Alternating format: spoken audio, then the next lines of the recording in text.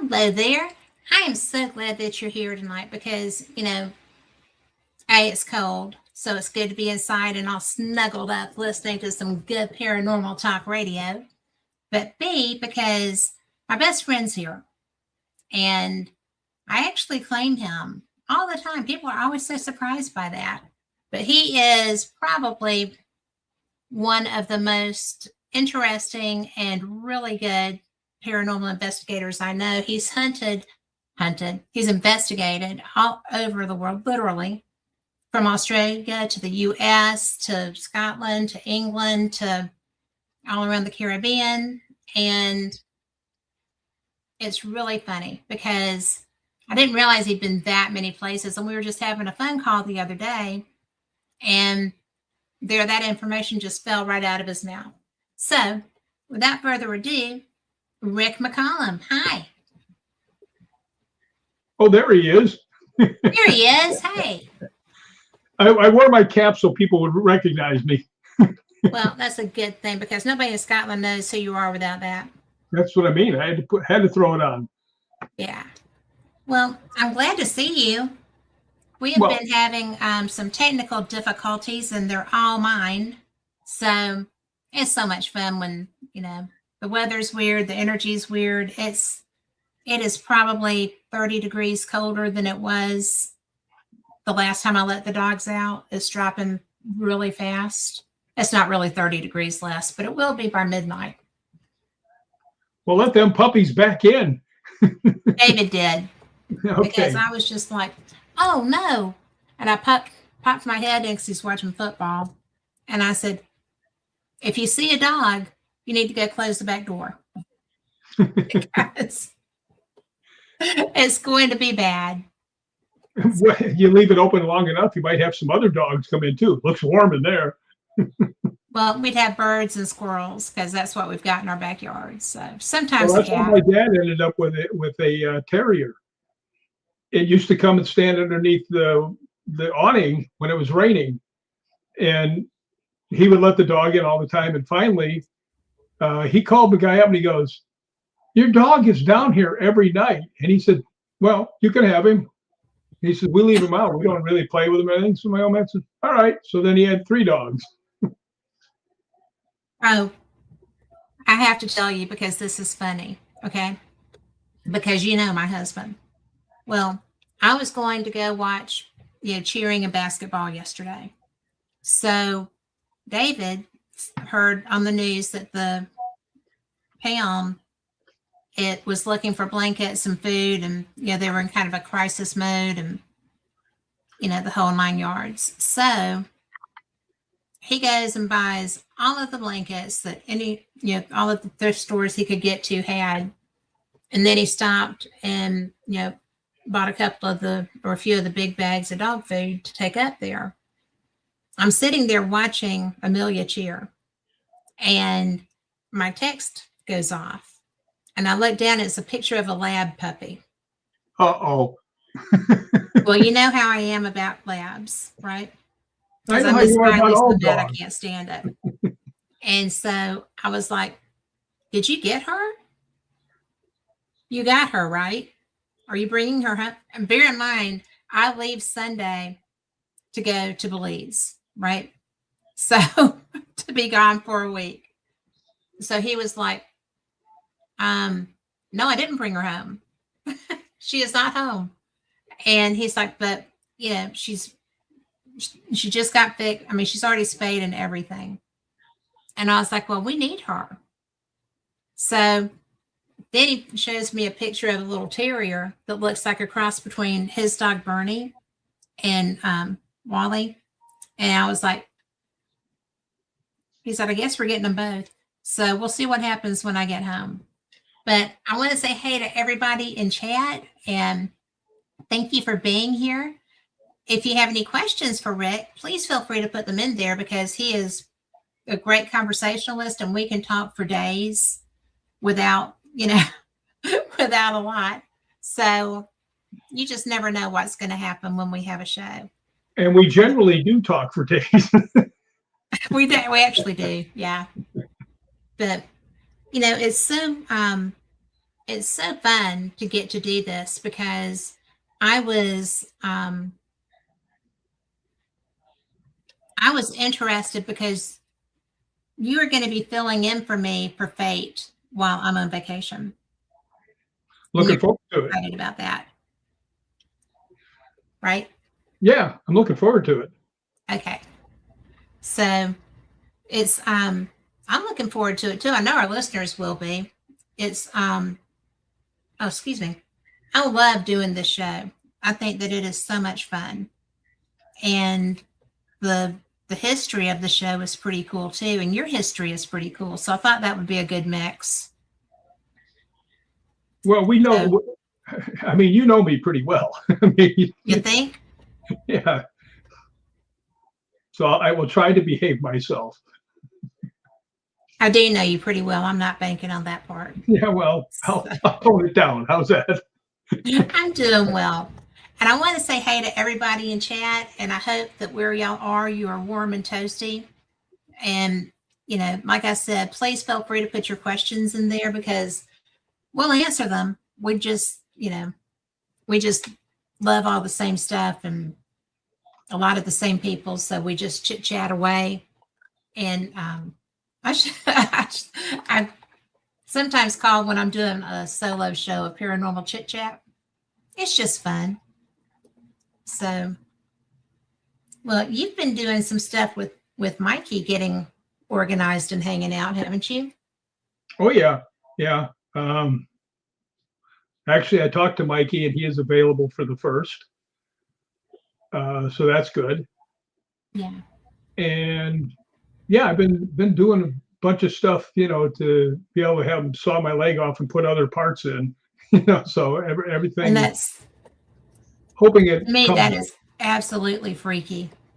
Yeah, So well, it's better than hobbling. So, and I just talked to Kane a few minutes ago. That was interesting. I said, whenever you call me, I was expecting you to say, we ride at dawn. no doubt. Somebody's getting some whooping. Well, I'm not gonna lie. Kane is very straightforward, kind of abrupt sometimes. I like him. I think he's funny. But Yeah, but you don't have to worry about him lying to you. that would be true, even if He you will might tell- want him to sometimes.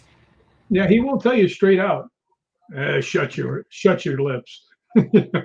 Well, the first time I met him was when I met you, and we were doing that investigation at that distillery in Yeah. Kentucky, in Louisville. We were at Scarefest, and I had just gotten Fate, the show, and you introduced people. I know what Introduced me you're to. going to say.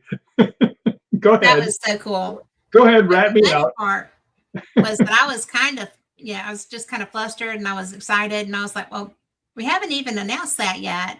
And Kane looked at me and said, we just did. Yeah, we just did. And I was like, okay, thank you. But Serenity, you can just ask a question there. Just put it in. We don't mind.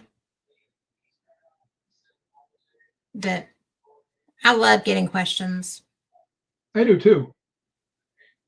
So, well, you've got some investigations coming up. Oh, are we together? No, I'm married to the most wonderful man for me on the planet. And his name is David, and he goes by the Honey Hipster. And Rick is flying solo. So Rick is in charge of taking care of Cat when we're on the overseas. He is in charge of cat duty. But we're friends. We're best friends. We've been friends I've done this show for 5 years. Yeah, a little over 5 years. So I want you guys to know how much she picks on me about being single too. I don't pick on you about being single. Well, you pick on me. What is my favorite saying when it comes to if a girl likes me? Must be something wrong with her. No, and the other one is, I'll just run away. Oh, well, that is true. He is not very catchable. Yeah. Somebody's going to corner me one day. Well, you're very elusive. I So, am. I mean, doesn't bother me, but you are. I'm like that. You are like that. I'm like that. So, well, I do know that you've got investigations with Kane coming up, public Yeah, investigations, that's right? going to be at the American Horror Story House. Can't tell you, it's later in February because we don't want anybody showing up at the place, unless they happen to be, ghosts. That would be quite nice. That would be cool. And, you know, I don't think that's going to be a problem, though. Ghosts like you. They seem to. I mean, it is strange. I mean, sometimes it just pops out. I mean, it's not my only thing is that I seem to be impervious to SLS cameras and Ring doorbells. That's funny, though, because it's true. Yeah, I went to this one girl's house because she was saying she was having a hard time with real rough spirits. So I went there and was able to shag it on out of there. But she called me next day and she goes, when I came out to get you in the parking lot, when I walked you back out, she goes, I'm on the Ring doorbell, but you're not. I'm like, okay, I should start robbing 7-Elevens if nobody can see me. Well, that happened with Lori Dorsey, too, who is in chat, by the way. Yeah, she was, we were in one of the castles, Airth Castle we were in. And we were all sitting around waiting to get the go ahead to go all through the place. And Lori loves the SLS camera. And She does love she that. was doing the whole room and everything else. And I look up and she's aiming at me and I smile and wave. And she's still standing there and she's still standing there. And I'm not all that good looking to look at. So I don't know why you're still there. And she goes, it won't map you. I'm just sitting here. I'm not doing anything, And she goes, it will not map you. It's like, oh, well. She's always saying you're on a different vibration than everybody else. So, Well, you have to be because she had been using that on me in that little foyer area with the chairs.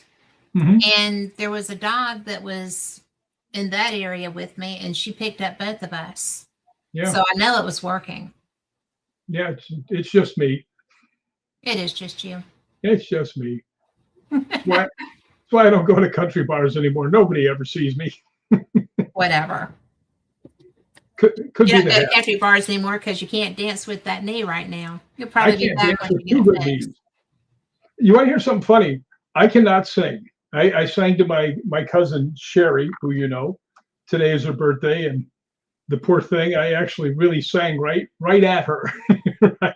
But what's so funny is I can't sing and I can't dance, and I've done both of them in movies.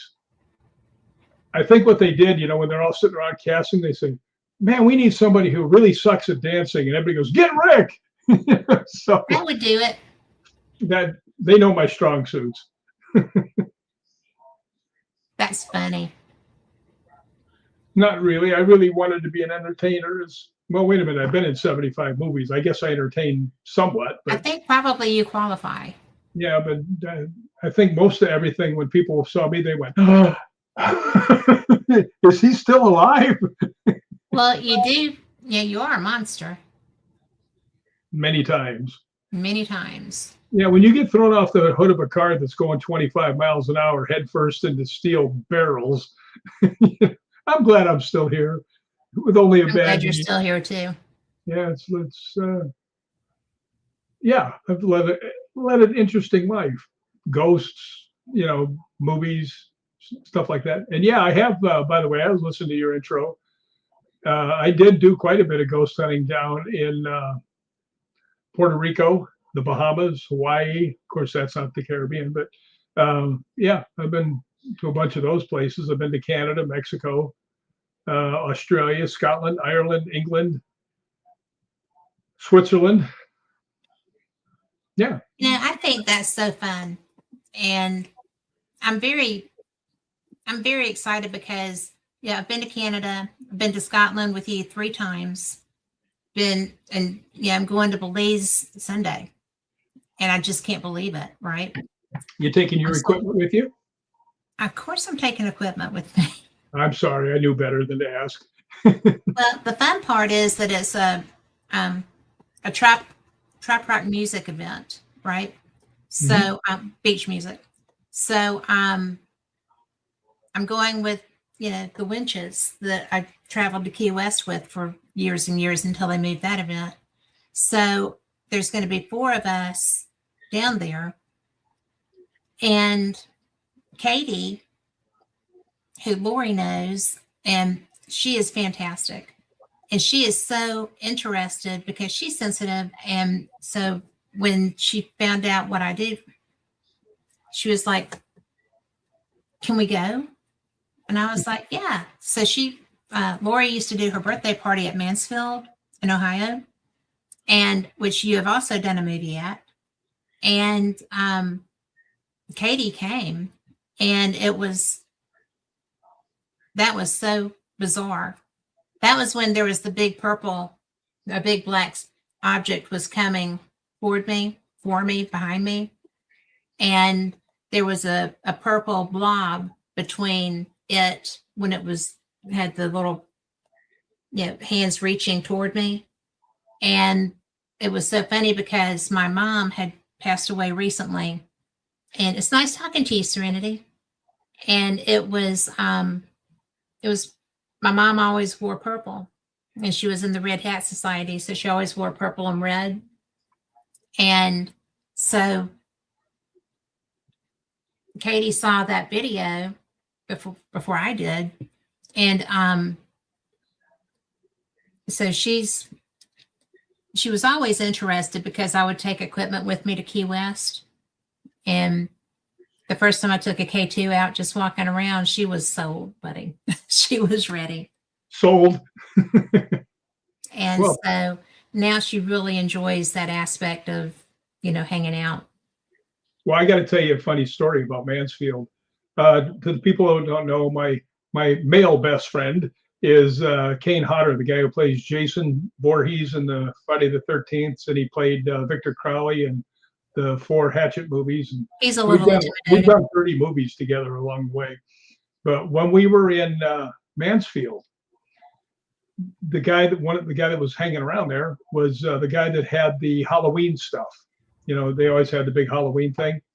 And he told us, he said, "Yeah, they got all the dummies and everything else downstairs." Bad move, right? Me and Kay went down and got a dummy, brought it up. And if you've been to Mansfield, I think when you go Yeah. through the one thing, you first go through a very small little corridor and then into the things. Well, we took this dummy that looked, it was one of the scary dummies, and put it in the doorway, but just so it was a shadow and you had to lean in and look, right? So me and Kane are walking back to the waiting area. Kane goes, "Do you think anybody will see it?" And we heard this woman, and I walked about another 5 feet. And I said, "Going out on a limb, I'm going to say yes."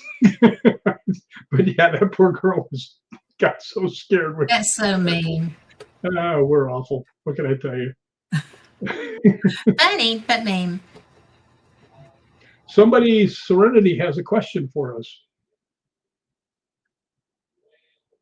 She doesn't have a question for us. It says, "I've got a question for you too." There it is. I don't see. What's the question? It says he Serenity had doesn't. a question. No, she put up. It said he looks familiar. Do you like from a show? Oh, Been on a lot of shows.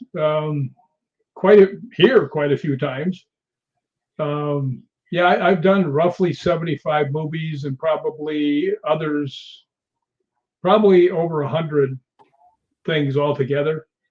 And most of the time I'm under monster suits, but every once in a yeah. while I get to play a character. In the movie Hatchet 2, I got to play me, and I got chainsawed in half right through the middle of me, right through the top of my head. That's one place that you can actually see me. Both sides of me, actually. Uh, That just freaks my brain out. yeah, I've played some characters. I played Gangster in J. Edgar. I was on there for like 7 seconds because all I do is jump out and kill 15 people. I don't know Efficient. why can't they make me the love interest once? Jeez. Well, because you're tall, you're big, And I'd run and away. huh? And I'd run away. You would run away. I don't know if you would do it if you were acting. I think you might be okay if you were acting. Well, I can be a total scum when I'm acting. I just play myself. Works perfect. You're such a nerd. I am But getting excited because Scotland's not that far away in the distance. I mean, it's 6 months away, but it's not a year away anymore. it's not a year away. I'm excited. And I just think that I think that I'm glad that we went the first time, even though that was not the best trip ever No, with the management. But the I've tried trip to was, make it up for you on the last two. yes. But I mean, we still had a great time and we still We got to did. spend time with Scottish Paranormal and we still got to see places, right? It just wasn't organized and Well, we've made some pretty good professional. friends in Scotland. I mean, we got Scottish Paranormal, which to me, I think is the best group in the world. I really do. I would agree. And Highland Paranormal, they're very good. They And are. then horror and history and horrors. Is that? History and horror tours. Yeah, that's Lynn Crawford Knight. Theory. Theory Yeah, and Lynn. yeah. So we've gotten into a lot of places that they say you don't get into. And Yes. because I have another friend, I'm not going to say his name because I don't want to get in trouble, but we've gotten to go into quite a few places nobody else gets into. So that's always pretty cool when we go there. Yeah, I would have liked for one of the people in that one to have had somebody to talk to before I showed up though. Because ouch. You talk about are you talking about Mikey? Now I'm talking about the Writers Museum. Oh, yeah, well, you know what's so weird? You're a very nice person, and everywhere we went, someone would either swat you or shoot you. It's like, Well, it was I think that the reason I said that about I wish somebody else had maybe investigated, like really investigated there, because I felt like when I went in that room where his artifacts were, he, and I was paying attention to them. I was, going through everything. And then I realized that I was the only one in there. So I came back in the other room. And when I turned my back on his room, is, walked out and was in that little central room going in. And that's when I got hit.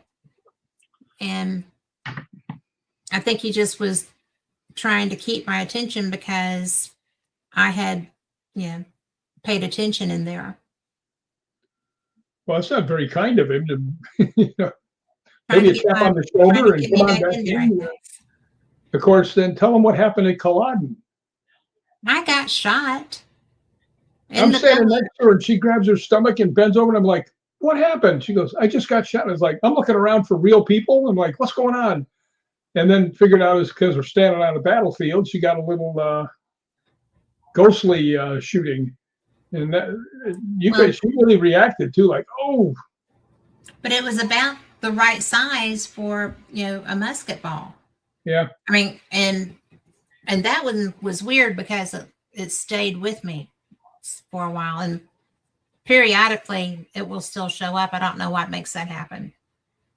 When we go next time, I'll try and find places that won't try and kill you. I'm sure David will be happy about that. Well, it was just, but those were, you hear about paranormal injuries, and I didn't really think that was a thing. Well, And it is true because when I was with Brandy, we were ghost hunting down at the not the Whaley House, the William Heath Davis House in San Diego, mhm, and San Diego ghost hunters were downstairs. They were who invited us, they were downstairs and they were doing a session, and we started to walk down the stairs, and she says, let's wait up here. And she sat down on the stair, and I went to sit down on one in front of her, and something shoved me in the back, and I almost went head first down the stairs, but I was able to pull it out at the last second, and she screamed. I mean, that was something. And then at Balgoni, my favorite castle, somebody slapped me in the back of the head. You know, it was like, what are you going to do? Well, there's really nothing you can do. I mean, they've got the drop on you. You know, you don't see them. You can't see them, and yeah, that was pretty interesting actually. I was worried for you because you got it twice on the same tour. I was like, what's going on here? I was more cautious at Balgoni and at Castle Mingus. I got to tell you, the Balgoni is so nice a place to go. It is. And I got slapped in the head there. I think that was before the Laird really knew me. Yeah. But that's my favorite place still. If I had millions of dollars, I'd buy it, live there, not let anybody else come in. Nobody. You hear nobody. Well, I'm going to tell you that is, it's very pretty. It is set in such a good location. I did not know it was so close to the sea. And I didn't either. It's just crazy. But that does explain my hair when we're there. And I didn't know that because it didn't, because I get island hair, right? Like if anybody watched Friends and Monica, you know, when they went to Nassau, and it was like, you know, Monica's hair grew and grew and grew on Friends. My hair goes crazy when I get in the humidity. And I keep mine under control. You do. I lock it on. I super glue it on top of my head. But I just didn't realize why I was having such bad hair the whole time we were in Scotland that first time. And then I was just like, this is weird. So the second time, I don't remember where we were, but it dawned on me that, oh, that's right. Everywhere we go is an island. Yeah, we're on an island. So, and that's something that you don't really consider because it's a pretty big country to be so sparsely populated in a lot of places. You know, well, that's one of the things I like. You're going on a bus and you're looking out and you're seeing green and no people, nothing. I mean, and the fact too that we were staying right next to the North Sea when we were in St. Andrews. Yeah. Yeah, so I love that place. I do too. I wish I could be a student again. I'd go to St. Andrews University and get that same room and just sit in there, flunk out of everything, but look out the window. It was, well, yeah, this past year we found that that room. Which room? The common room. Oh, yeah. And that was such a cool spot because it was just facing the sea. We watched the storms come in. We watched people playing on the beach. I mean, it was a beautiful place to spend a few minutes. Yeah, just to describe it to the people where we could see what we could look out. We could see the beach where they did Chariots of Fire, the race down the thing. And right in front of that is St. Andrews Golf Course, which is the oldest golf course in the world. So, I mean, you talk about a view. And you know, it's so funny because we were staying at the university because in the summer, they rent them out like hotel rooms, but they don't charge you like hotel rooms. I mean, no, they don't. And it's so funny to be sitting there looking at the great view, and you're looking right across the street at the $400 a night hotels, and they're looking at us. Yeah. They got to rethink this. You know, it's one of those places that you just can't believe you're actually there and that it's like that. Yeah, and I, the people are so nice. yeah. They're absolutely so nice. But I'm looking forward to getting back to St. Andrews. You That's just what? I'm looking forward to getting back to St. Andrews. Without a doubt.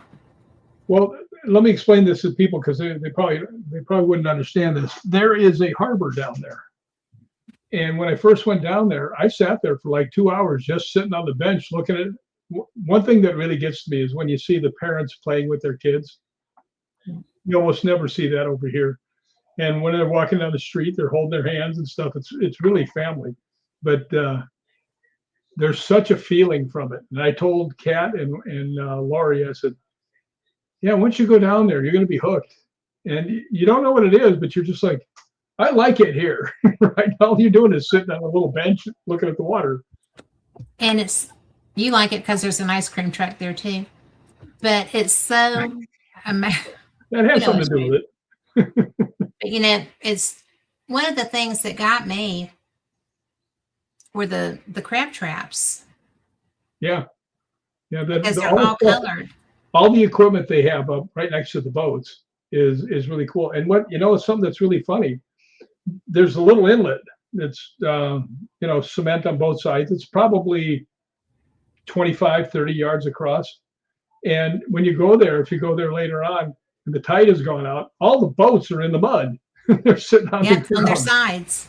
Yeah, That actually is the harbor, right? yeah, that is a harbor. Because when we went around to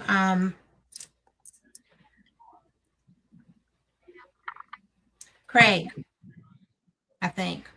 I do have glasses. I can look at this. But Crail Harbor. And there is a picture of glare. Now That's leave not it, there. leave it up right there because when you go down lower, you get a glare. Yeah. But that's the magnet I got from that little cafe Yeah, that's pretty cool. where we sat outside and we were at Crail Harbor. Because they had one too. It wasn't, or it didn't look as big, but it was more the stones were holding it. It was enclosed in the stones like St. Andrews. Yeah. And all those pretty little boats are just like, Yeah, they're waiting all on the tide to hanging come and over get the them side. back out. Well, I still think about that girl on the pier. I'm so ashamed of myself. Tell You know, people about her. I was just out there. There's a long pier. It's probably 400 yards long. Mhm.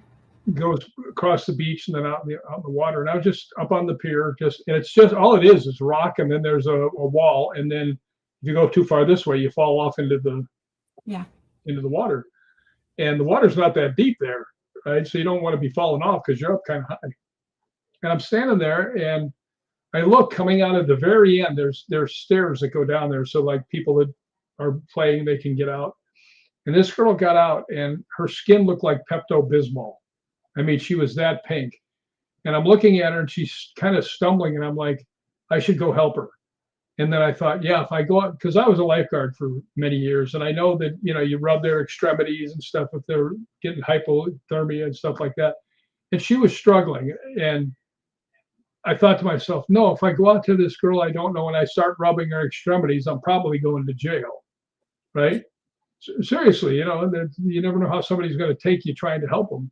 And I watched her, and as she came by, I was keeping an eye on her in case she fell over or something. Then I would have for sure would have gone over there. And when she went by, I watched her all the way down the thing and kind of followed her. And then she got to that one spot. You remember where the like the buildings are? And then she Yeah. walked, and as she turned, she went like this. So I knew she saw somebody that she knew, but I should have helped her. I still feel horrible about not going over there and at least helping, put my arm out and walking her down there, Well, the thing is that was an American reaction that you had. Yeah. Probably you wouldn't have had that issue. Well, if I would have that issue, I'd do it again now anyway, because I Yeah. feel so bad about that poor girl because she was struggling, not to the point where she was going to fall over dead, but she was struggling and she needed help, and I didn't do it. So I Yeah. was ashamed of myself. Bad me. Well, you saved plenty of people. Lori put in chat that she's glad she didn't get smacked at Bannockburn. I am too, because I thought that was going to happen.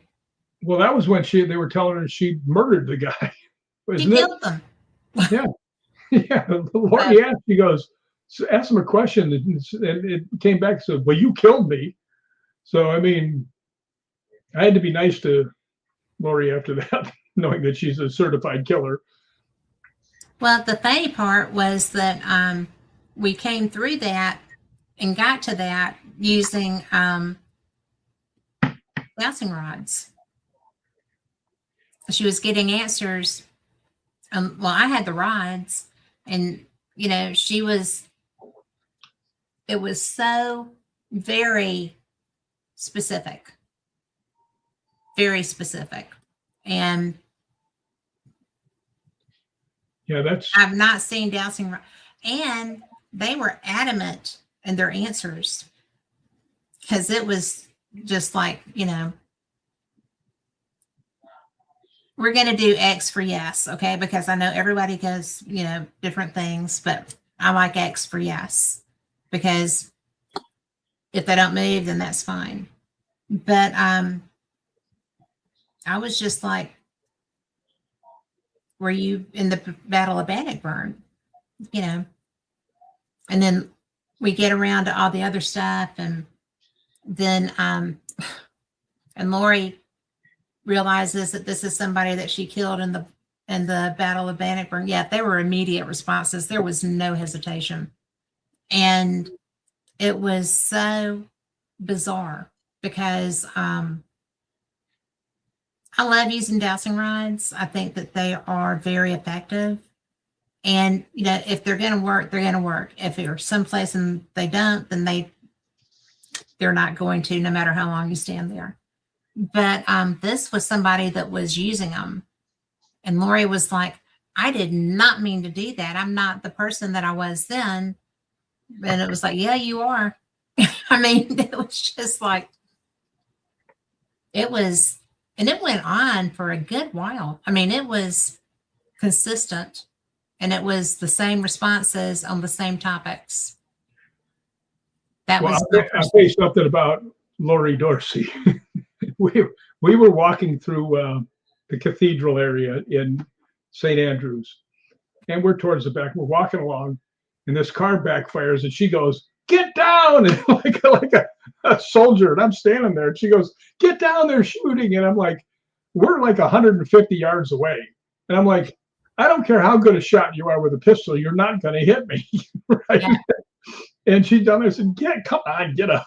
That's when the car backfired. But she's got some reflexes, that girl. Boom, she was down. So she might have been at Bannockburn. She connection here, she might have been there at Bannockburn. Well, the interesting thing is that, when she was asking that spirit for forgiveness, because she's like, I don't recall that. I don't think I'm not that person. But if I did that, please forgive me. And it was like, nope. Not gonna do it. Not gonna do it. Wouldn't be prudent. Would be prudent. We're so crazy. We've had some weird things happen. In the place that I was just talking about, St. Andrews University, I was there one year by myself, and I was on the third floor, and there was one other guy who was all the way at the other end. I mean, and that's a long building. He was all the way at the other end. It is a long building. And I laid down, and I was at the other end pretty much. And I laid down, and I was there for maybe 2 minutes. I was wide awake, just laid down. And right next to me in the next room, or the room after that, was the most blood-curdling scream from a woman. And I mean, I sat there and I went, holy crap. And I went running out the door to, see if somebody's, got hold of her or something. Nobody there. Walked all the way down, back and forth. Nobody. I was listening to the doors. There wasn't anybody there. So I asked them downstairs the next day, I said, has anybody ever heard any screams? Oh, no. I said, oh, well, lucky me. Right. So Yeah, so that I'm still waiting for that to happen again. Well, but this year, well, last year, um, we had Heather Besser, That's true. and she told you who that was or what happened. Well, who was it? Oh, No, she told you. no, she You didn't know know, who. She didn't know who it was, but she told me what happened. she told you what happened. Yeah, she said to me, she goes, "How far were you from the stairway?" She goes, "You're pretty close to the stairway." I said, "Yeah, 2 rooms over." And she goes, "It's where they killed her." Yep, And let me tell you about Heather Besser. If she tells you, that's what happened. she's tripping. I mean, she gave me a reading, and it was the most interesting thing. She was she hit every person that would have been there, and some that I was surprised by. Yeah, when I called you up, I said, "Kat, you have to talk to this girl." So I signed her on you. My fault. Well, and you don't often do that. No, but she She's was the only really person thinking. you've done that with. Yeah, I mean, she stunned me. I'll tell you what this girl does. Because she's a psychic. I don't know if psychic medium. I don't know the proper words for that, but she sees things. And Definitely a and medium. and after she was done, and she said, "Then your grandmother will have something to tell me." I said, "Really? Mhm. What?" She goes, "Don't forget the glass." And I'm sitting there, what glass? Super Bowl glass, something like that. And let's see, I think it might be right here. Yeah. She loved this poem, right? Yeah. So after she passed away, I put the poem and I put her picture in there and stuff. And if you can read what it says on the top, Yeah. the man in the glass. So I was like, oh my goodness gracious. She pulled that up. I didn't even remember it. And I What is was that getting, poem about? what's this about? It just says, well, I'll read it to you. We got time. When you get what you want in your struggle for self and the world makes you king for a day, just go to a mirror and look at yourself and see what that man has to say. For it isn't your father or your mother or wife whose judgment upon you must pass. The fellow whose verdict counts most in your life is the one staring back from the glass. And then it's got another one, but it's the same thing. But she loved that poem. Well, it's an excellent poem. Yeah, in other words, you behave yourself, knucklehead. Well, if you, at the end of the day, if you're not true to yourself and do what you know needs to happen for you, then what have you got? Yeah, you got a bunch of lies. I'd rather Yeah. just say, no, I never did that. Wanted to, never got there.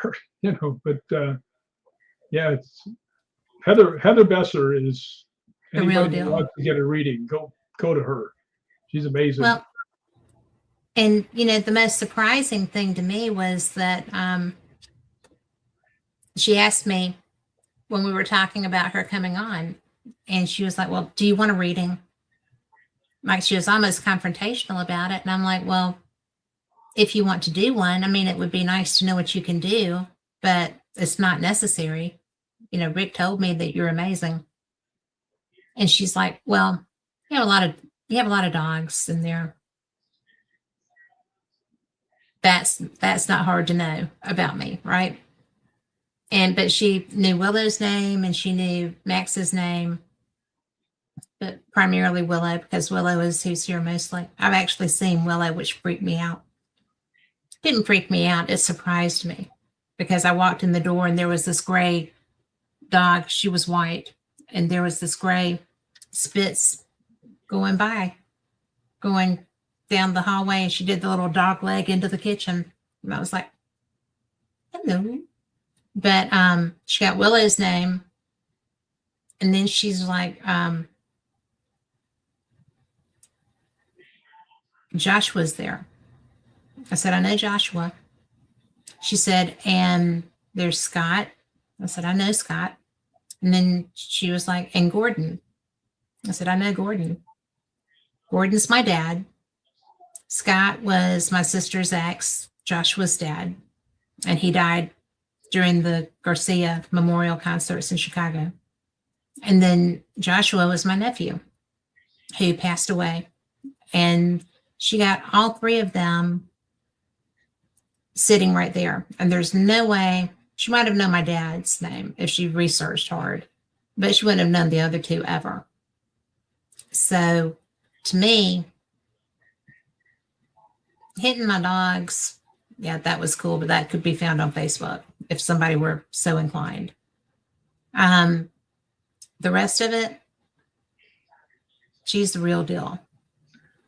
Yeah, it's amazing, and I don't think she actually does things, you know, like we call it, said like a reading. I don't know if she even really does that. Well, I don't know either, but if she doesn't, people are missing out a lot because, you know, she's very kind, she's very nice, and she's real. She could. I don't know why she doesn't have her own TV show. I mean, Because that's hard to get. You always think everybody should have a TV show. yeah, but if you went to a bunch of producers and let her talk to them, she'd have a TV show. Well, you know, I don't know. There's some different opinions on that because I think that should always be the case. I think that you should be able to make a living if that is what you have, you know, and a lot of our friends do. Mm-hmm. But a lot of others aren't comfortable, or their spouses aren't comfortable with it, or whatever the case, they don't really put themselves out there. And it's somebody like Heather, I think it's a tragedy that she doesn't have a platform. I don't know if she does or not. I don't believe that she does have a platform where she uses those gifts often. You know what I never thought of? What? Perhaps she comes across people that she doesn't want to. Hmm? Maybe sometimes in the reading, she comes across some really horrible people. Well, I think that all of them do. I mean, just enough to say, oh, I'm done, you know. But yeah, I think that all of them, I mean, because you get the good with the bad. And that's just like if you're walking down the street and meet random people, you're going to meet people that are petses and you're going to meet people who are friends. Yeah, that's true. That's absolutely true. That is absolutely true. All right, tell them a story because I'm old and I need to go see some other rooms for a minute. I can do that. I know you can. I'm a professional talker. I'll be right back. We'll be right here. So, what do y'all want to know? I can tell you all the dirt about Rick. I bet he heard that. But, you know, Carl said, yeah, do it. So, you know, it's really fun because we met at an event and it was like, you know, you meet somebody and it's like, oh man, I've known this person forever. And Lori did too. And so it's really the best, you know, friendship. And we've come together so well. You know, Rick and Lori and I traveled together this year. Last year, it was Mikey Thompson, who you've seen on my show. He's such a good person. And he's actually going to be back the second Sunday I'm gone, I think. But Rick talked to Mikey about coming on with him. So I told him he could find his own people if I didn't care who he talked to. And and Julie, so who was Mikey's person. And so we had the best time. We had our first high tea. I was so excited about that. When we were in Roslyn, Lori and Julie and I went across the street from our hotel and had our high tea. Julie was in charge of the haggis. But I'm talking about our trip before last, about how it was Mikey, Julie, you, Lori, and me. And it was so fun because I was just getting to the part where Julie discovered how well a K2 works. That was something.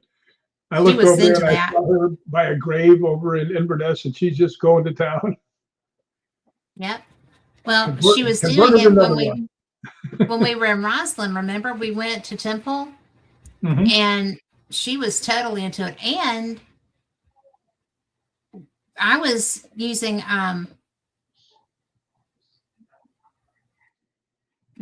was it a SLS or what was I using, Lori?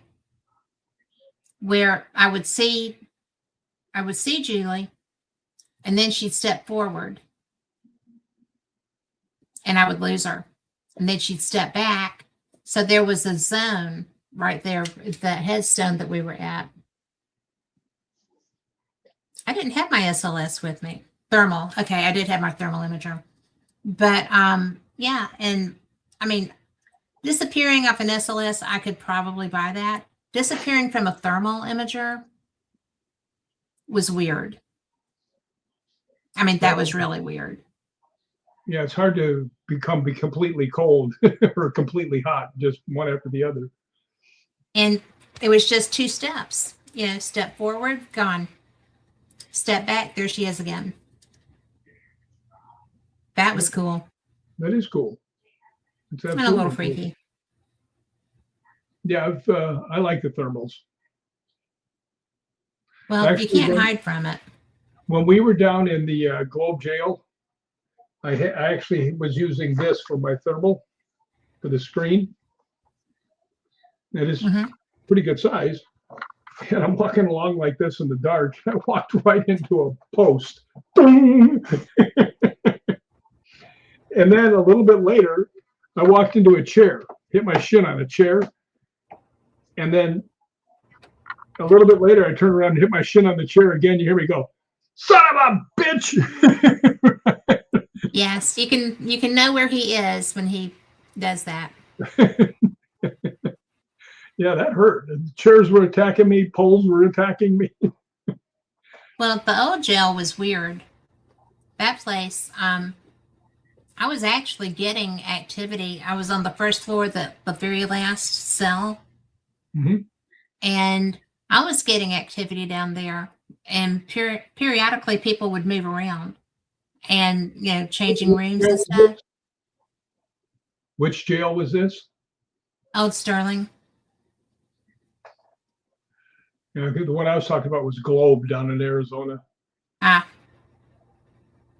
that was pretty good. That's when I did the thing with Dylan. He and I were ghost hunting together, and then I locked him in the cell. And he's talking about Dylan Rathman, Tony Rathman's son. Yeah, so. Locked him in there.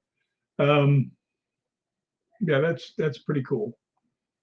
We've had some pretty good adventures and stuff that I can't explain. I mean, well, I think that's the best part, though, is when you have something and you're sitting there like Balgoni, back to Balgoni, but not this year, but last year. That was the weirdest thing ever, and it was the most definitive energy burst that suited the human that we thought we were talking to. I mean, everything was wide open. Yeah, that's. Well, I remember when the Laird showed up. That was like a bomb went off of energy. It was. Like, that's what I was talking about. That was. Yeah, we had 3 K2s that went all the way to 5 and locked, and wouldn't. I had to turn mine off, turn it back on. It went locked again. You were sitting there and you had fireworks coming off the REM pod right behind you. Yes. And the video did not present that way. That's what was so weird, because we're sitting there and I mean, that sucker's going off left and right. And I mean, I'm seeing energy on it.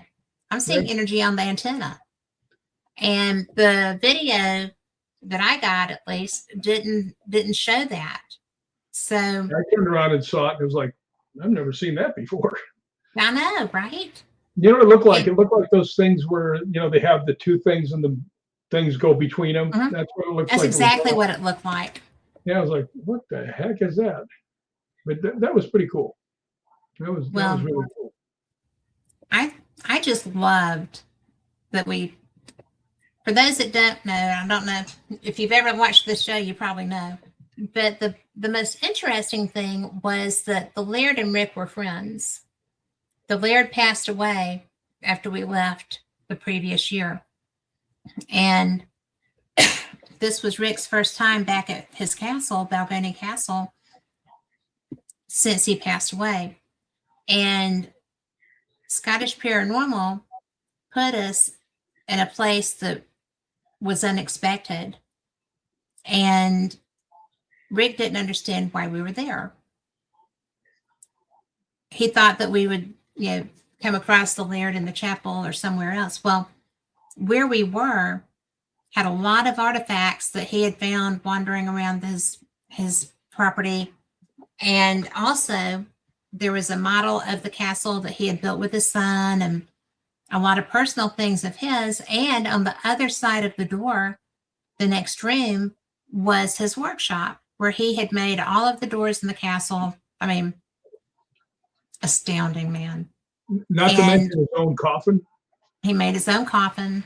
I with the mean, date he was born, and then he had the date that he died put on it before they yeah. buried it. No wonder we liked So, each other. Both a little off kilter. yeah,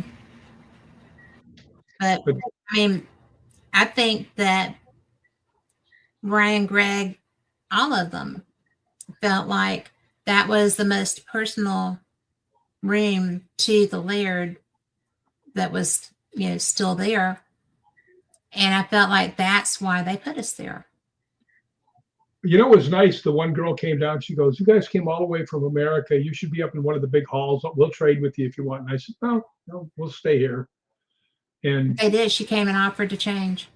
yeah, that was so sweet. But boy, I'm so glad we didn't, because that's the biggest thing I've ever gotten in ghost hunting. I mean, it was just, and the whole group was laughing at me because I'm looking at all the equipment. I Oh said, my gosh. yeah, I'm Yes. sitting there going, man, this thing is blowing up. This must be, a spirit that must really know this stuff. And I looked up and everybody's looking at me like, you're going to catch on sometime. And I went, holy crap, it's the Laird. Yeah, and everything's still blasting up. Yeah, it took me like a few minutes. I was trying to figure out the problem with the K2, and It took all you of a more sudden than it two dawned on minutes. me, Everybody was just kind of like, come on, you can do it. You can do it. I know you're going to get there. Yeah, but that But that was that was really something. But you know and the what? Do you funny, remember what happened the next night? I mean, that astounded me. I mean, Mhm. absolutely astounded me. And we had gone and we'd walked everywhere. Somebody may not know I need knee surgery, need a knee replacement. And we'd walked like 8 miles, according to Lori's little Yeah. thing. And we went into this cemetery. And I'm walking along with my K2 and I'm going through the whole cemetery, and it does not blink Mm, at all. yeah. Right. And now my knee's starting to give way, and I'm looking around for a chair or something. I don't see them. And I see a flat stone, which I know is a tombstone, but if I don't sit on it, I'm going to fall on it. That's how Yeah. bad it was. And I just said, I mean you no disrespect, but my leg is really bad. I have to sit down. So I sat down, and the K2 went 5 lights instantly. And this girl that was ghost hunting with me, she saw it and her eyes perked up. And I said, do you want me to get off? Bam, 5 lights again. I said, look, my knee is really bad. Can I just sit here for 30 seconds to get my leg to loosen up a little bit? And it went between 2 and 3 and twinkled back and forth. And at right about 30 seconds, bam, 5 lights. And You're done. I said, are you telling me to get off? And it goes 5 lights again. And then I said, I'll tell you what, if you do 5 lights right now, I'll get up. Bam, instant. Every one of these things was instant. And Yeah. she goes, what are we going to do? I said, I'm going to get up, right? We're Right. moving. So I told Kat, I said, I think I'm going to quit ghost hunting. And she said, why? I said, look at the last two things that happened, the Laird and then this. I'm never going to get anything better than this. And said, you'll stick around because now you know. Now we know. Yeah, that was in the thing we wrote. That was the last thing you wrote down, now because now you know. And Yeah. Can't be disputed, both of them. Well, the coolest thing I think about getting to have those experiences, even the ones that hurt with me, you know, that was such an obvious reaching out. Yours were personal, right? Hmm. Those, yeah, certainly the Laird was a personal interaction with someone that cared about you and knew that you cared about him. So not one person involved in that activity had any doubt whatsoever that the Laird was going to show up that day. I That was a hadn't even given. thought of it. I was figured he was resting in peace, and that was all good. But yeah, Well, he came back with drums and fifes and the whole deal. he put on a show for you. Yeah, the whole parade came. Yeah, I'll never forget that. All the equipment going on. You had three fully charged camera batteries Yep. drained. I mean, it was, yeah. Well, you got to get the energy from somewhere. Well, and it was so funny because when Mikey made that video, periodically in the video it says battery drain, cat's camera, battery drain, cat's camera, Yeah, battery, and it was not draining. It was just turning off. It was a full charge camera, yeah, and I yeah, did have extra batteries, but it didn't pull it just turned it off, and it yeah, eventually did drain it, but it was just turning it off, and yeah. that was what I was getting frustrated about because I'm like, I want to document this. Quit. And but I did get shots of the REM pod going off, and I was seeing that electrical charge climbing it. I wasn't the only one either. No, I saw it too. That did not come across on the video. Yeah, but it was something. I mean, it was like, what in the heck is going on here? I thought it was going to blow up. I thought the Yeah. REM pod was going to blow up. Well, we've had some things you just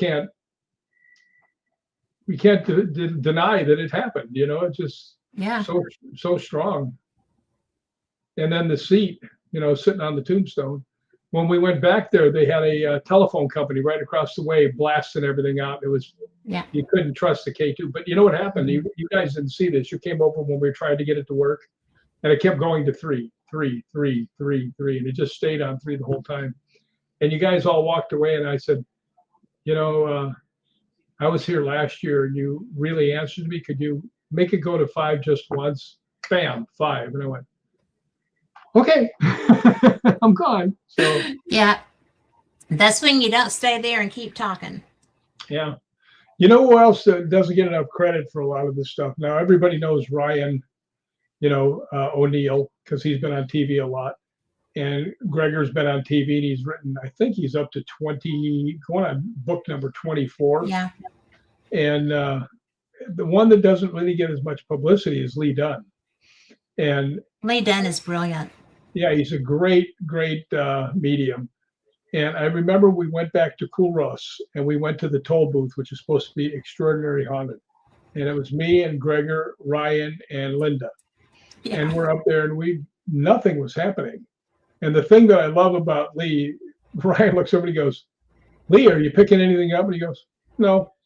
No. None of this. Oh, I feel a woman in white manifesting in the corner. No. Yeah. That's why I like him. And you know what he did? And so did Heather Besser. You know this. For a couple of years, I heard a girl's voice behind me, like 20 feet behind me, go, Rick. Oh, wow. Yes. Over and over and over again.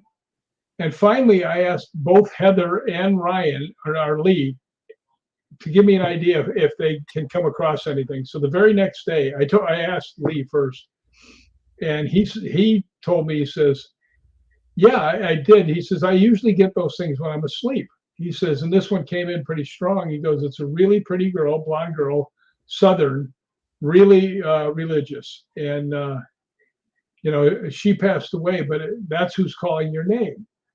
And I said, really? And he said, I said, what's her name? And he goes, Jeannie. And I was like, no, the only girl I know from down there is Jade, right? That would fit that category and fit it perfectly. And then I went, oh, wait a minute.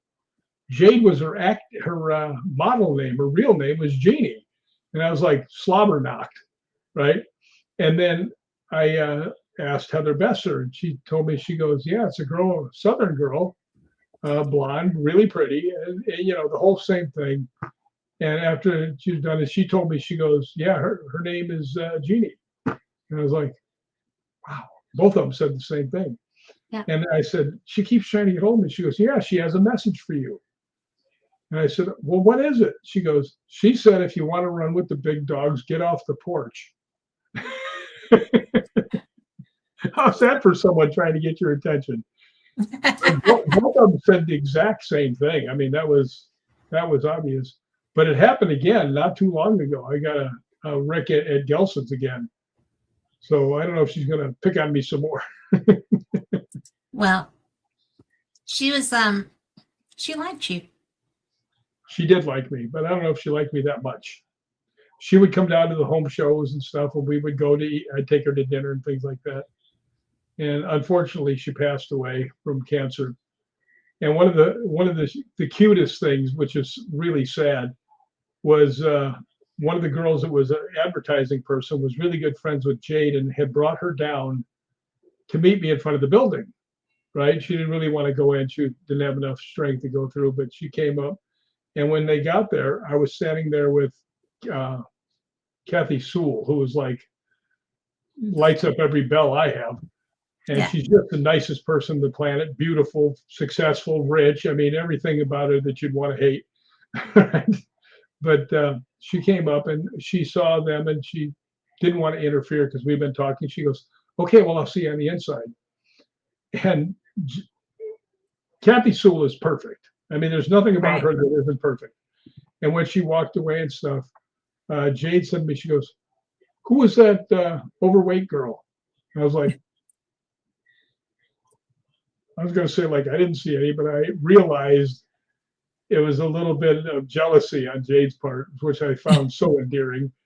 And I said, "Oh, she's one of the sales agents." She's like Beth, they both do the same thing. But when she said that overweight girl, uh, it was Well, like, I don't know what you're talking about. Southern women are not catty. well, I think she saw her as somebody that was an opponent. You know what I mean? Perhaps a rival. Yes, exactly. And Kathy Sue wouldn't throw water on me if I was on fire. So she had nothing to worry about. Um, Although she did invite me to the CMA Awards, not to go with her, just to go. She said, "Hey, she had a Right. ticket if I wanted to go." But she's as sweet as she could be. I have to tell you a funny story though. We had a business called the Home Decorating Remodeling Show, and I was buying the advertising, and Kathy Sewell had already been by, and I was talking to our two sponsors for the newspaper. And I was at the Hilton. I was in one of the suites so that we could actually have people there, not instead of having to sit on the beds and talking to each other. And I get a phone call from downstairs, and it's Kathy. She goes, "I've got your schedule. Can I bring it up?" I said, "Yeah, come on." So I told the two girls, I went, "Yeah, I got to warn you, there's a girl coming up with a schedule. She's kind of new." Everybody knew Kathy. She used to date Keith Urban and take him around, right?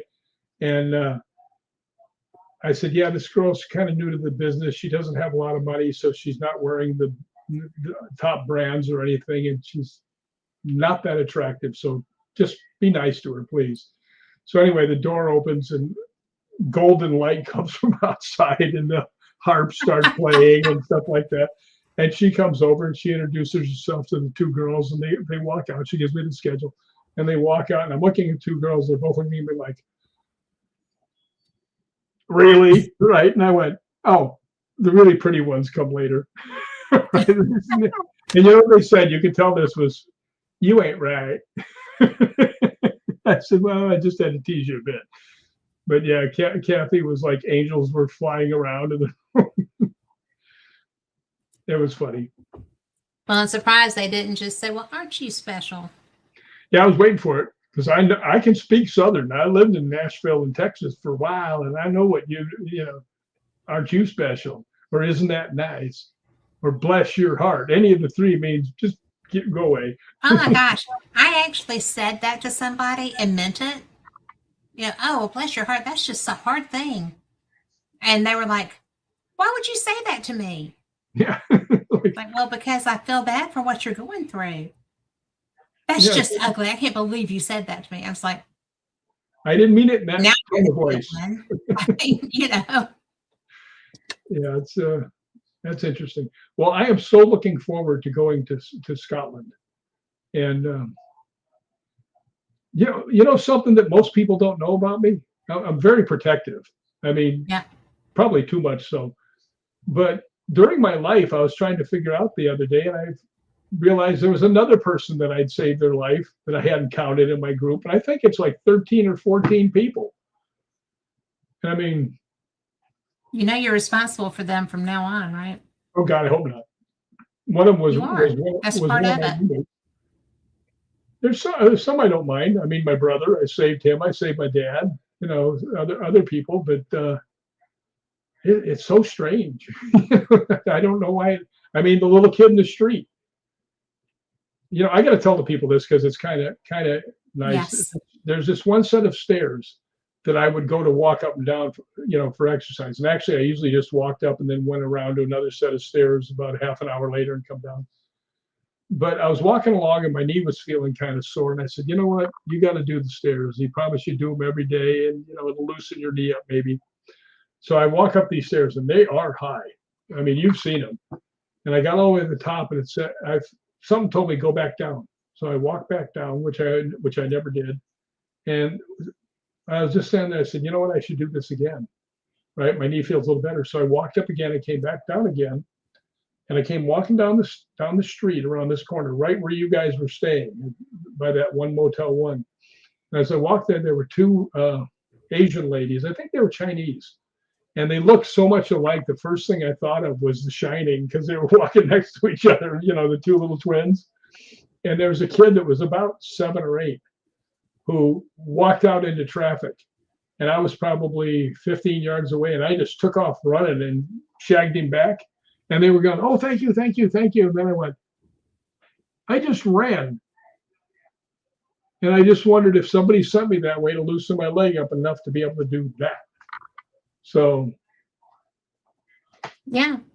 it's pretty cool, Well, if you're put in a place to be doing a job, you get the tools to do it. Well, I hope so. But yeah, but I figure it's 13 or 14 people that I've actually saved. Yeah. It's pretty cool. I think it's cool.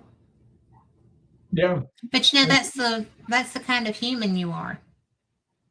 Well, I'm just glad I can do it. But the one that was my most favorite, you were right there. We were walking along up near Edinburgh Castle, and we're walking on the road that's down there. And off to our right are these restaurants, and they have these big cement cones that are probably 2 feet high, and they're like almost like a pyramid, but they're wider on top of the pyramid.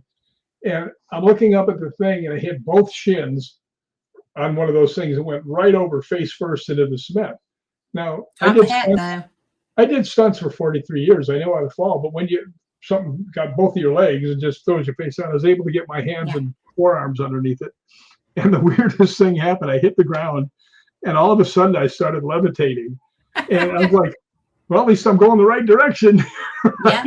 But it was all the Scottish people saw me filming, all piled on top of me and pulled me up. And it was so wild because there were a lot of women. Yeah. I mean, everybody grabbed you. Yeah. I think everybody grabbed, what they could grab. Yeah. And you did. And just up I went. It was like, bless their hearts in a good way. Well, and it was so cool because they're like, oh sir, are you okay, sir? But they were like, oh sir. Yeah, they were. That always gets me because that was so cool. Yeah, I have chapped lips, so I'm not used to this cold weather. But at least we don't have snow or ice so far. Those are two good things. But I'm really just chomping at the bit to get back to Scotland. I really do. I actually almost thought about buying a church. And then Linda Whiteford just said, you don't want to do that. I said, well, a big church and it's only 37,000 pounds. That's like $50,000. right, for a big church in Cool Ross. She goes, you don't want that one. I said, why? She goes, you need over $1 million to fix it up. That's why they're leaving. She says, and the taxes on it are $30,000 a year. And I was like, I'm out. No doubt. Gotta go. Well, See you. Bye. But I are you would love talking to. about the Abbey up at the top of the hill in Chorus? Yeah, I don't know if that's what it was, but she just said it was there. You know, she's in charge of all those places. Yeah. So she's pretty I cool. wouldn't mind having a house there. I wouldn't either. That'd like to have somewhere, and verbo it out while I wasn't there. But what Yes. would happen is once I was there, I wouldn't want to leave. Yeah. I could verbo my own apartment. I think they would frown on that though. Uh, Well, if she was talking about that Abbey, I spent a pretty good bit of time up there in that place. Yeah. Because it was so cool. And that's the one that had the cemetery next to it. yes. Yeah, that was pretty cool. But boy, talk about a walk up the cobblestones. Jeez. Yeah. And a walk down was even worse. I had Lori hanging on, because I was afraid she was going to fall. I'll tell you a funny Greg in story. front of you. I'll tell you a funny story about Lori. When we were out on the tour, we were at Blackness Castle, and you were up in the place where you watch everything, and Mikey was in the other one. You guys were waving down at us, and it started to rain. I said, "Hold under my arm," and she puts her hand on my arm. I said, "Lock your elbow inside my arm. It's getting slippery."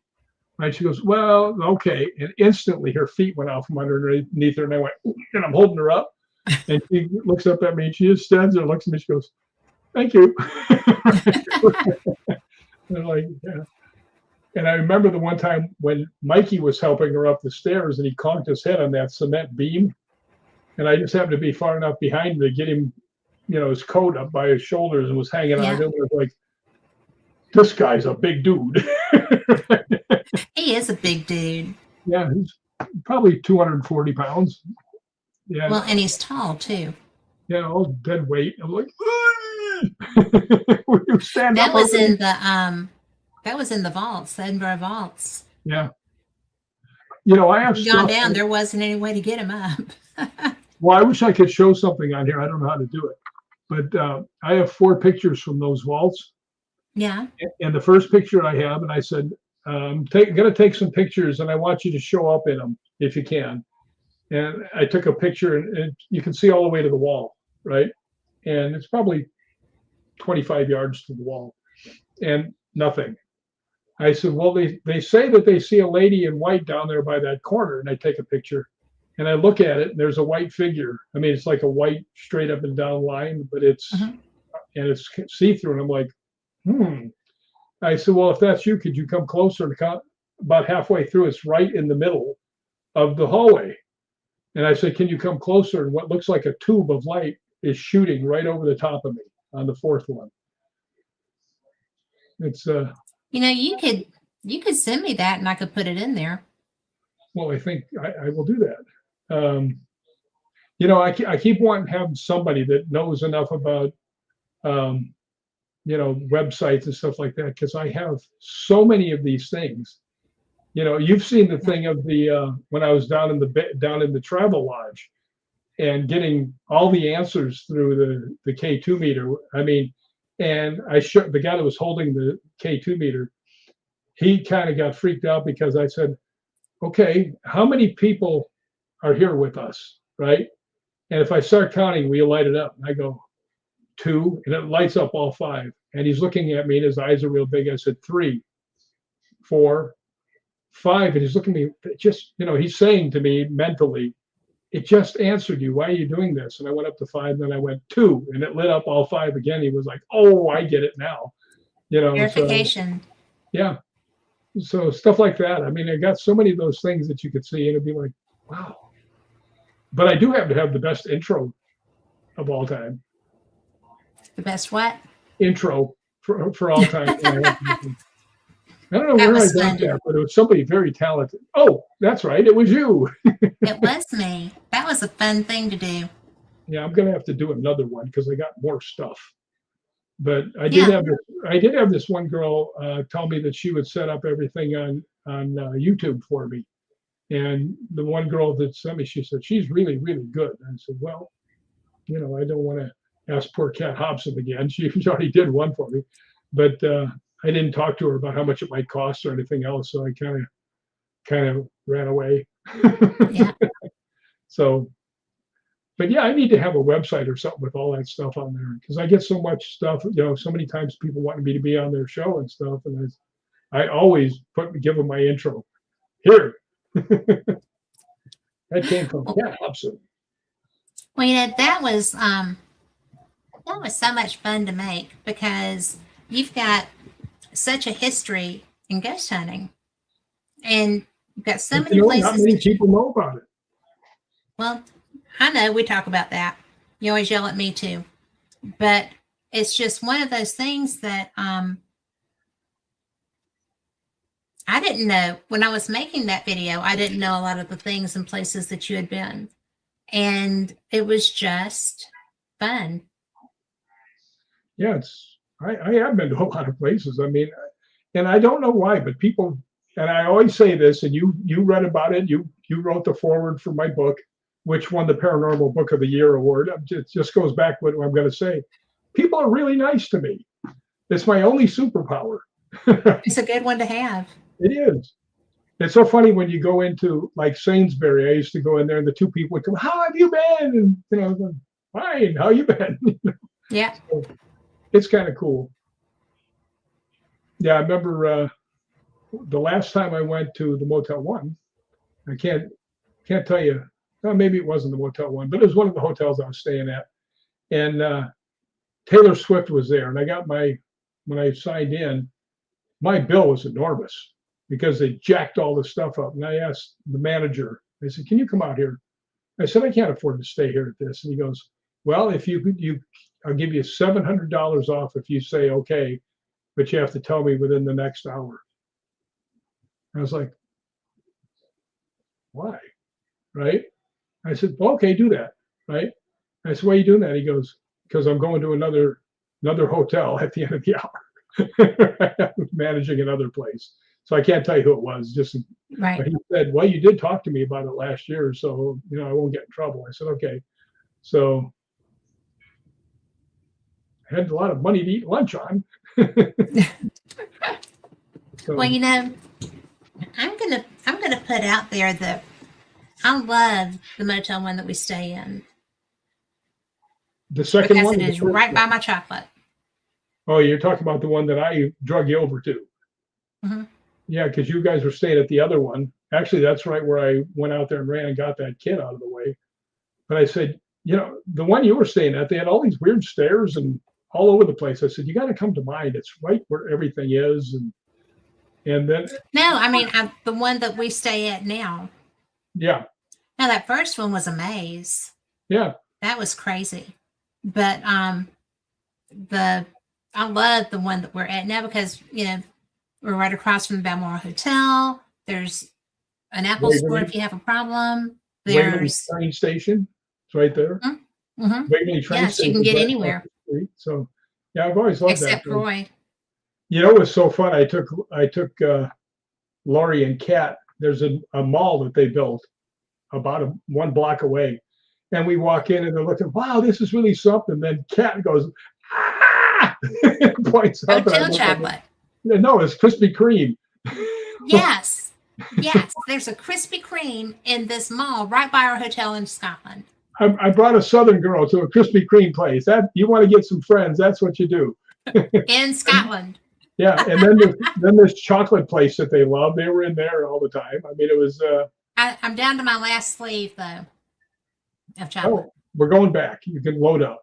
The other place that I really liked was what was it? What was the name of that place? Five Guys Pizza, Yes. where I used to get the Five burgers. Guys burgers.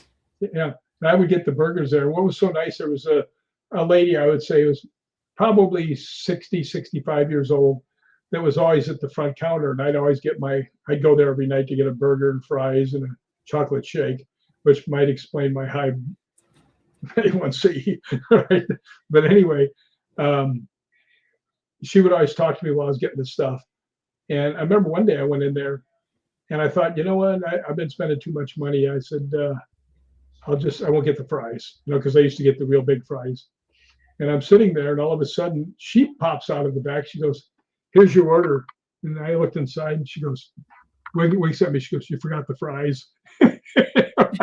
So that's what I'm saying. People are just nice to me. It's really cool. Yeah. And I did see one thing on Prince's Street. It was right after I blew out my knee really badly in Roslyn when I fell down that hill. Yeah. And I'm really limping, and I've got a cane. I'm really limping, and I'm walking along near the wall. And this girl walks by me, and all of a sudden she just shoots by me, and I'm like, right? And there's an older lady just in front of me who's falling backwards, and this girl and caught her. Right? And I was like, wow. I didn't even see her gold tiara or the lasso. I mean, well, the Scottish people are so special like that, though. yeah, except for one let his dog try and steal my apple turnover. That got a little feisty there for a minute. He didn't want me to say anything to his dog, and I didn't want his dog to eat my apple turnover. Right? Yeah. So we settled that. Not to his satisfaction, but we settled it. So, I think that Roslyn is this true? Roslyn is my favorite town without water in Scotland. yeah, well, you know what? It's just so old school there. Mm-hmm. I mean, you go to the chapel and you go walking around out in the grounds and the 3 different cemeteries, and and then you go across the street. Matter of fact, the place that I always sit is where the guys from Curse of Oak Island were sitting, and I always felt like saying, "Get out of my chair!" No doubt. But that place is really cool too. I really like going in there to eat. Of course, there's really nowhere else to go eat, but that's why I like it. Well, certainly not on a Sunday afternoon. Well, you know who owns that is can't remember the guy's name from Chapel Cross. Oh, Richard. Yeah. Figured I wouldn't remember that. Just my name. Richard. I know, right? His father owns that place and the restaurant. I didn't know that. Yeah. And he was so cool one day. I went to get up to go to the bathroom, and I put my hand on the edge of the plate, and it went up in the air all over me. Right. And I came back out, and all the stuff that I had ordered was back on the table, and everything was cleaned up. I said, "Well, I was going to clean it up." And I said, "I'll pay for it." And he goes, "No, you certainly will not." And I said, "Well, it wasn't your fault. I'm a klutz." Right. But he goes, "No, no problem." So, yeah. And Amy's always been really nice to me. Amy's amazing. Yeah, she grabbed my face and said, "What is this?" Remember that? And you told me she's his face scrapes on his pillow. I bet it is still sore. She's a feisty little thing. Yeah. But what really it bothered me the first time that I went into the cafe, because they are right in front of the laboratory where the sheep was cloned. And I noticed last year they had moved the picture so it's not the first thing you see when you sit down for breakfast. Yeah. But they have a picture of the sheep attached to all the machines with all the stuff, and she's just like, Well, they named the place Dolly's. I know, it's Dolly's Cafe. Yeah, after the sheep. And Lori said good oatmeal. They have great oatmeal. And their bread is homemade. Well, it was funny. There was a girl when I first started going there, this is a long time ago. And a lot of times I'd be the only person there, right? Yeah. So she would come over and she would sit down and talk to me while I was eating. And she was 15, maybe 16. Yeah. And I said, "You know what? How would you like to be in my magazine?" Because I had an online magazine, which I'd like to start again. If anybody out there knows how to do it, it's Rick Mccallum on Facebook. But anyway, or Ghosts Believe in Me on Facebook, or Hollywood Ghost Hunters on Facebook. Everywhere. They're all over the place. But anyway, I said, "How would you like to do me a favor?" I said, "Would you like to wear one of my shirts, and I'll take a picture of you and I'll put you in my magazine?" Right. So on that page, check this out. Some people, Chris Fleming, Scott Grunwald, uh, Abigail, the girl, and this one other girl. I think it was Brenda York with a hockey mascot in the shirt, right? But yeah, it was so cool. She really dug it, and now she's like a fashion model, Yeah. right? Or somebody with money is buying her stuff because she's always dressed like $1,000 worth of clothes. And Yeah. yeah, she was so sweet. But, I haven't talked to her since she's older. I'm sure she's just older and sweet. So, yeah. But that was I'm pretty sure cool. she's still sweet. Yeah, I hope so. Yeah, she was real nice. Lori had posted about Colton Hill. I think that's a cool experience that y'all had. That was strange. If you ever see Colton Hill, it's probably 100 yards of a flat area that goes straight up the hill. And there's a handrail in the middle. And we're walking up. She's ahead of me, and I'm walking behind her in case she stumbles or falls or anything, because at that time she was having a hard time walking. And I was right behind her, and I heard a guy right over my shoulder, and in a real snarky voice goes, "Pardon me," right? And I didn't like his tone. Right? I turned around to say something, and I looked down. I can see 75 yards of nothing but hedges and nobody, right? And I said, "Lori, did you hear anything?" She goes, "I heard the guy say, 'Pardon me.'" I said, "Turn around." And she goes, "There's nobody here." I said, "Yeah." So that was a pretty cool thing. But yeah, that guy was a little unruly. I was about ready to give him the business. I said, well, "You don't need to talk." Nobody to give business to. Yeah. But that was something. Well, that was something. And I'm going to tell you that when we went up there, I know it was cold. I did not care. That was such a cool place. And because we investigated the cemetery down at the base before we got to there. And then, I had no idea that all that stuff was just right up the street from us. Well, I didn't know about it? There's a restaurant up there. What? There's a restaurant up there. Yes. I didn't know that. I didn't know that either. But that'd be kind of a cool place to sit there and look out over the bay and all that stuff. Yeah. And we still haven't gotten to Holyrood Palace either. Well, we got to go this time, but we got to go during the day before it gets late, because they close up the other half of the place. They lock it up. And if there's a member of the royal family there, you can't tour it anyway. Yeah. I wonder if anybody's in residence. I wonder if Craig has anything to do with that. What? I wonder if my buddy Craig has anything to do with that. Probably not, but it'd be worth asking. Yeah. Yeah, I annoy him a lot.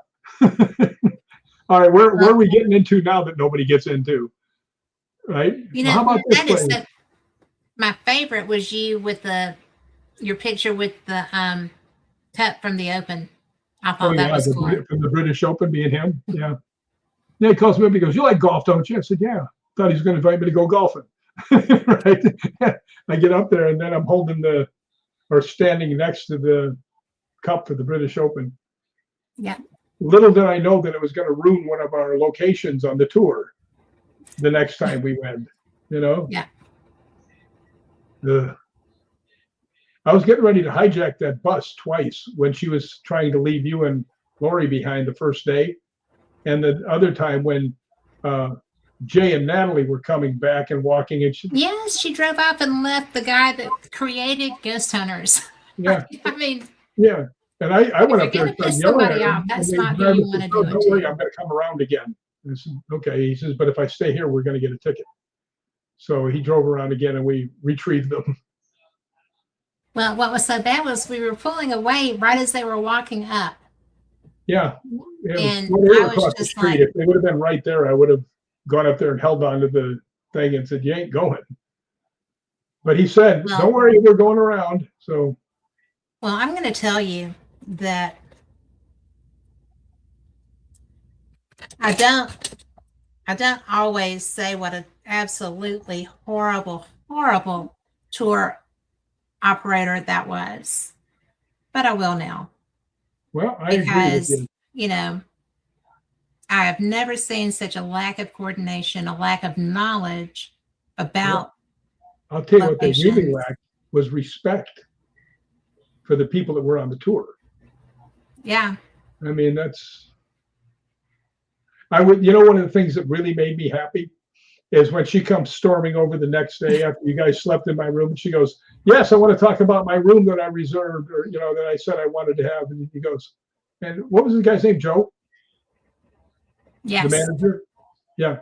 And he goes, "Oh, I'm sorry, somebody already reserved that." And she goes, "Really? Who?" And he goes, "Him," and points at Yep. me. Oh, she was so mad. Yep.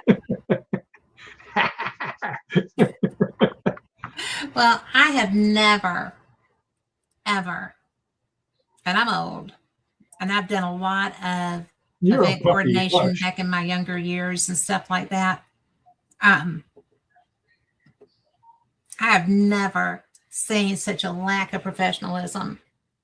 Yeah, it was. And and she she dumped Lori and I off in a dive hotel and, you know, left us Well, there where well, nobody tell knew where them, we were. tell them what happened. It was an interesting part of the tour. Well, she had not booked enough rooms for the tour. All of the people were not going to get to stay in the 14th century hotel that we had paid a chunk of money for because she had to combine tours because she's not a very organized person. So two tours came together where there had been one, and she had not booked enough rooms.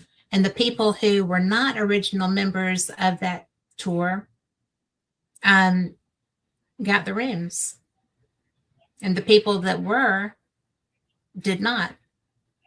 And so that was a big bone of contention. And I found out about it when we were at the Stagecoach Inn because I heard her on the phone. And I just told her, I said, you know, I paid to stay at that hotel. I do not want to go back to an airport hotel in Edinburgh when I paid to stay at that hotel. So you need to make other arrangements. So she dumped us off on the side of the road. And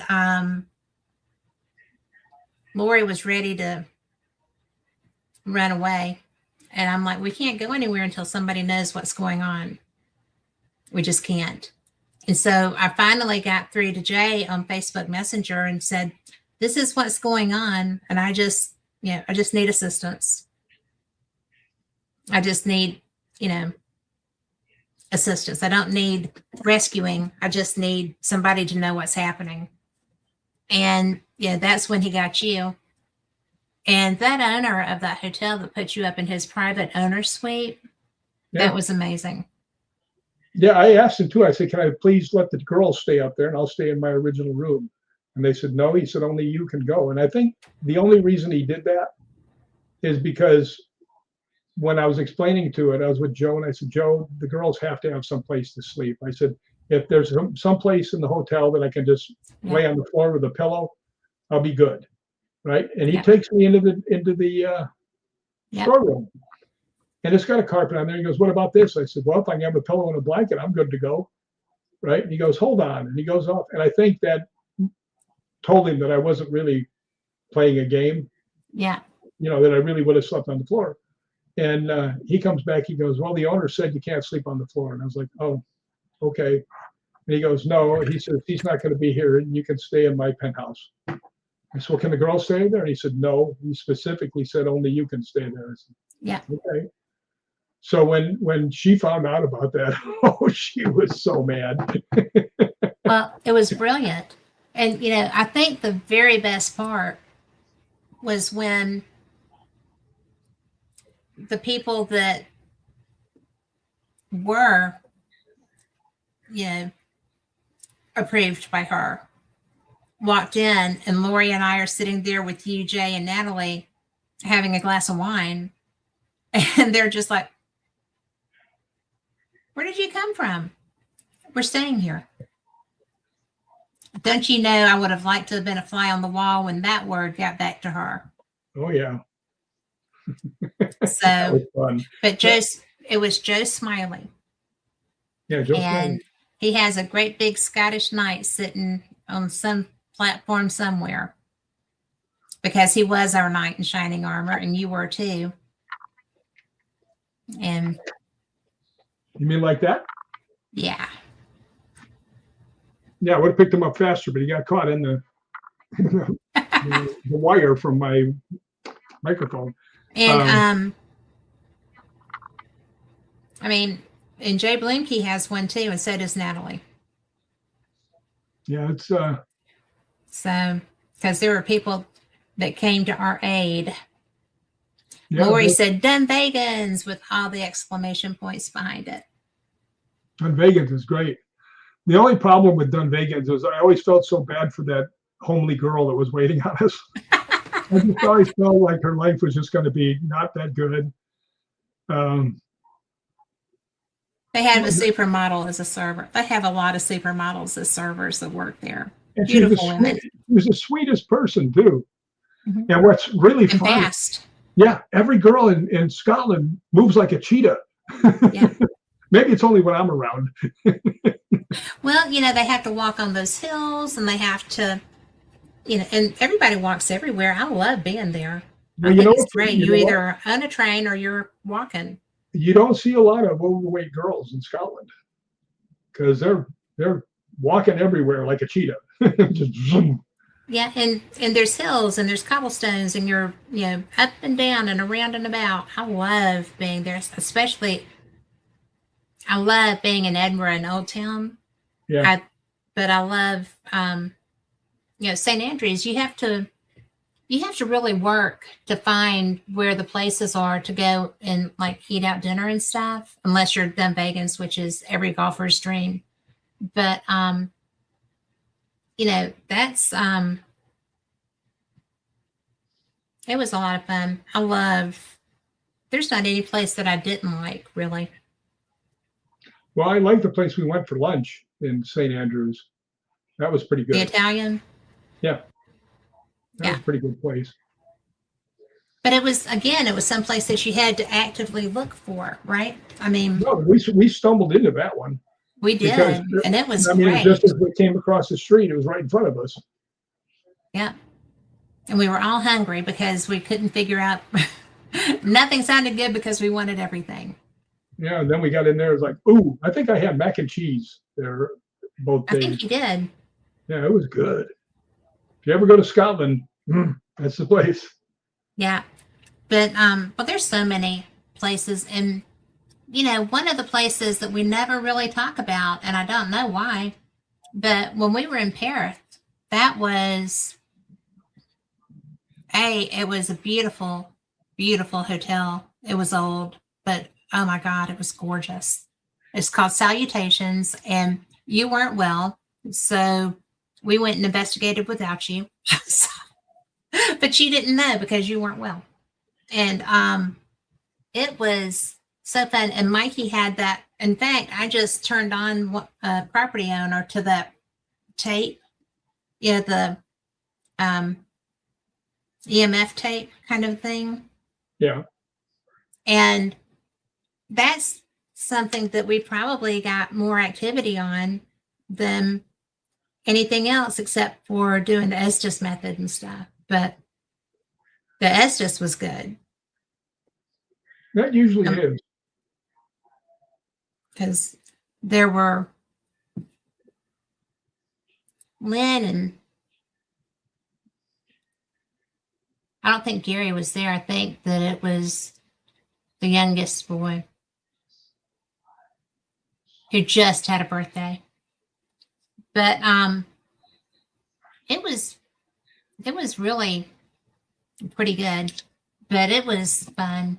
But I got up and, you know, I get up and eat breakfast and walk around and stuff. And I got up and did a walkabout, you know, took some pictures around and stuff. But that was such a pretty town. I think that's where I was playing in my suitcase in the morning. It was. Yeah. You were trying to see how many times you could get up and down in there.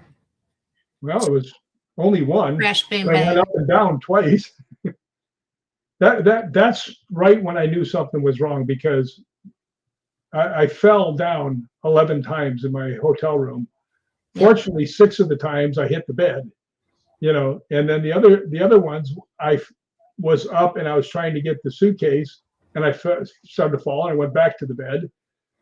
Those were self-aimed.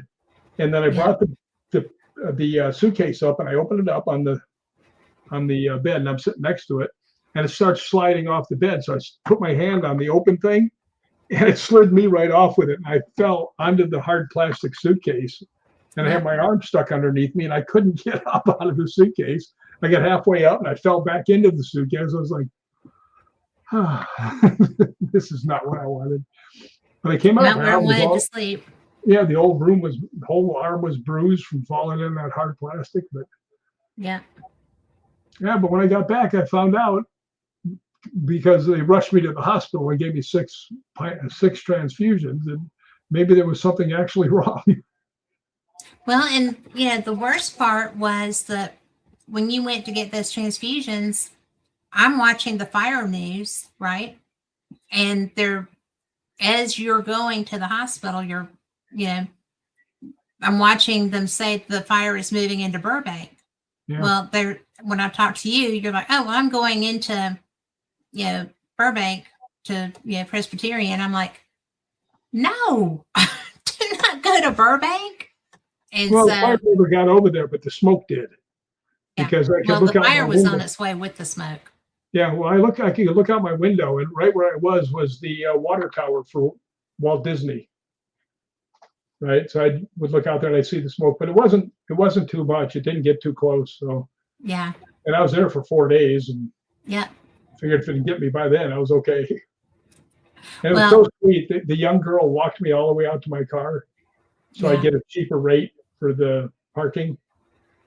And I think she was probably making sure that I didn't topple over. probably, because I'm going to tell you that was very frightening from this side. I mean, David was so concerned too. We're like, where is he? What is he doing? And I think David was probably pretty ready to come and get you and take you somewhere because you were being a bit of a nut. Stubborn? And Me? but Wally, but that was. I knew that you weren't well, but I didn't know how unwell you were. And when I got home and you went to the doctor, and I'm telling David what you're telling me, and he's like, "Holy crap!" I know. So Well, I'll tell you we the are thing that both got so me. glad you're okay. When I came up the Oh, stairs, what? Tell Lori me. said the snail rescue. But anyway, when I came up the stairs, I live on the second floor. It's not any big deal to walk up the stairs. And I got up to the stairs, I opened my door and I closed it. Just as I closed the door, I couldn't breathe at all. And I had my hands on my knees and I'm like going, and I'm not getting any air at all.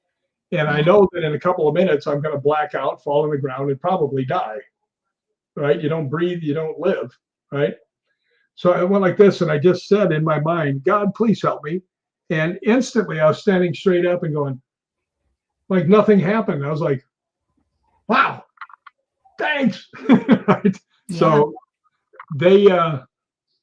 that's when I went to the doctor to get the blood test. And that's when I was driving actually to go to Walmart actually. And the doctor calls me and goes, Rick, what are you doing?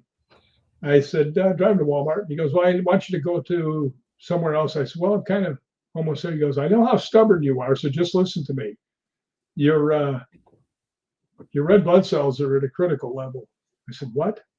And he goes, they're waiting for you at St. Joseph's at the emergency room. I got in there and they shot me down the thing like a missile. And man, I was all hooked up to everything. I'm just sitting there going, oh, this is interesting. So looking out at the fire outside the window, so, but as they say, it's all good now. It is all good now. The funny thing is that, Cash called me. He did? Cash called me. And I he know was that. like, "Are you talking to Rick?" I was like, "Well, when I can." And he was like, "Is he okay?" I was like, "Well, they're working on that." I mean, but he was just like, I guess you were in the middle of getting treated or something and he couldn't get you and he called me. So, but it was because Vandy has my number. It was, well, the thing that was interesting is when this young nurse was so sweet to me, right? And this one doctor, another doctor came in and he was endocrinologist or something like that. He goes, "So you're in here for pernicious anemia?" And I said, "That's what they say." And he goes, "What was your whatever number it is?" And he goes, "And if it's under 7, you go to heaven." I was really, he goes, "What was yours?" I said, 6.6. And he was like, "You're still here?" I said, "Not done yet."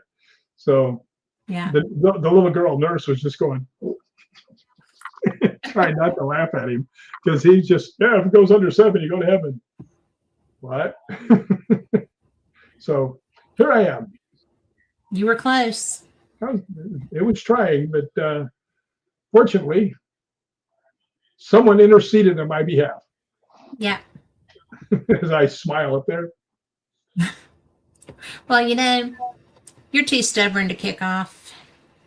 That's probably true. I'm not done yet. No. I got a few more people to rescue. I have Yes, to you tell do. something about the time I saved my little brother, just because it's one of my favorite stories. Yes. Um, when we lived in Oregon, I lived in a place called Sam's Valley, and it was so small that in my elementary school there was 2 rooms, first through fourth and fifth through eighth, and every boy had to play sports, so we couldn't have a team. And we had this one kid, Britton, and he always played right field. He never caught a ball. He was always out there looking looking around, right? But um, we had a lake right in front of us. It wasn't really big. It was probably 300 yards long and 100 and some odd yards wide. And it was a man-made lake. And my dad and a bunch of fathers had got a made out of oil drums and then put a raft over it, so they would stay up. And it had a high dive. And I was 13, I think. And I swam out there and I look over and I see Cash and his mom in the water. And Cash was about a year old, right? And she's got him and she's swimming. And she was a good swimmer, right? And because she swam in high school and all that stuff. So it was only like 30 yards to the thing. So she's swimming to it. And there were 2 dogs, Major and Baron, who were half uh, Great Dane and half German Shepherds. And they were huge and hairy. They looked like Sasquatches. Well, they wanted to go out to the raft too. And about halfway there, they realized they're not really water dogs, right? And the closest body for them to grab onto was Cash in their mouth.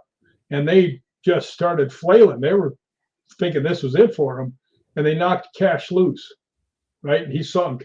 And I'm up on the thing. I went, "Oh, crap." And I dove in and I'm swimming around looking for him. And I'm out of breath, but I'm not going to give up, right? And I look down, I see one little white spot. He's only probably about 15 feet down.